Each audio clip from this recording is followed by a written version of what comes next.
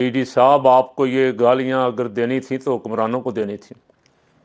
2 साल से एक बंदा जेल में है, तकरीबन अब 3 साढ़े 3 साल हो गए आप और आपके पसंदीदा लीडर हुकूमत में हैं, और अभी तक अवाम मुतमईन नहीं हैं, या रोज़ बरोज़ गुर्बत, महंगाई, बेरोज़गारी और मुल्क में इन्वेस्टमेंट का आना ख़त्म हो रहा है।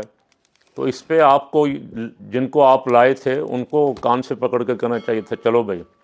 या अगर आप ये नहीं कर सकते, इतनी पावर आपके पास नहीं, तो फिर आपको ये जो कुछ ज़ुबान आपने इस्तेमाल की एक कैदी के बारे में और एक 4.5-5 करोड़ अफराद के नुमाइंदे के बारे में, ये उनके बारे में इस्तेमाल करनी चाहिए थी जिन्होंने मुल्क का बेड़ा गर्क कर दिया।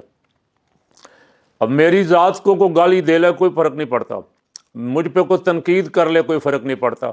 मैं कहता हूँ मेरे मुल्क का कोई सत्यानाश ना करे, मेरे मुल्क का नुकसान ना करे कोई, मेरे मुल्क के गरीब के साथ ज़्यादती ना करे, मेरे मुल्क का मज़लूम बच्चा गटर में गिर के हलाक ना हो, मेरे मुल्क के बच्चे की पतंगबाज अय्याशों के हाथों उनकी डोर से गर्दनें ना कटें। आपने जो बिठाए हुए हैं वो हर सूरत गर्दनें भी काटना चाहते हैं बसंत के नाम पे। बच्चे भी वो कहते हैं गटरों में गिरते रहेंगे, इसलिए कि हमारे ऊपर दस्ते शफ़क़त है। तो जब ये दस्ते शफ़क़त इधर है तो उनको जो गालियां पड़ रही हैं वो गरीब दे रहा है, वो मज़लूम दे रहा है।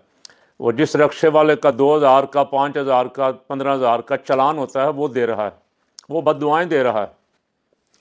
तो डीडी साहब, आपको उस अवाम को मुतमईन करना चाहिए था